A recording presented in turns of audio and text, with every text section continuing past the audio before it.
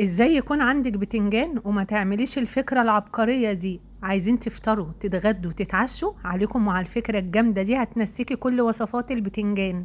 بجد تجنن تجنن.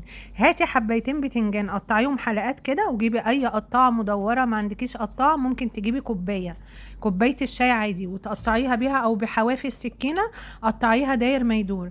هيتقطع معايا بالشكل ده، والقلب ده هنعمل فيه ايه هقولك دلوقتي. بعد ما قطعتهم كده، تعالوا بقى عشان نجيب الكبة بتاعتنا. ما عندكيش كبة تقدري تقطعيها قطع صغيرة او تبشريها بالمبشرة بالسكين عادي.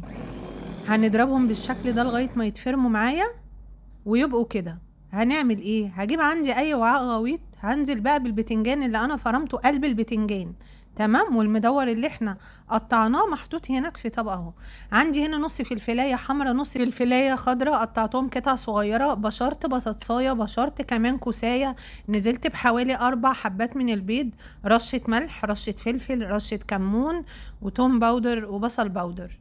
بعد ما نزلت بالتوابل هبدأ بقى ان انا اقلب كل المكونات دي مع بعض. انا عايزه اقول لكم لو اولادكم ما بياكلوش الخضار او ما بياكلوش الكوسه بالتحديد، عشان اغلب الولاد ما بياكلوهاش، هيعشقوا الوصفه دي.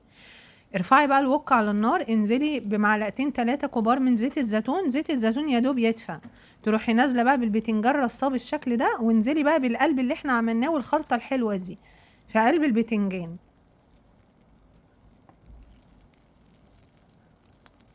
اهو. شايفين؟ اول ما بياخد لون بقى وبيستوي من تحت، بروح قلبان الناحيه التانية بيتقلب معايا بكل سهوله. سمي كده بسم الله.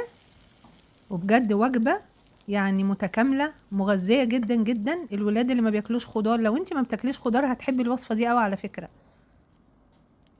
هرجع تاني ارص بتنجان، وحطيت برضو معلقتين زيت. نضفت الطاسه بتاعتي وحطيت معلقتين زيت. تمام. زيت زيتون او زيت ذره زي ما تحبي، اي زيت انت تحبي، بس انا عشان عايزاها تكون خفيفه كده وصحيه اكتر.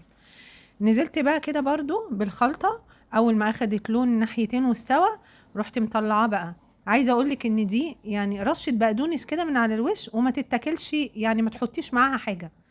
هي متكامله. هتاخدي كده القرص تحطيه في ساندوتش كده وتاكليه، تفطري بيه بقى، تتغدي تتعشي زي ما انت عايزه.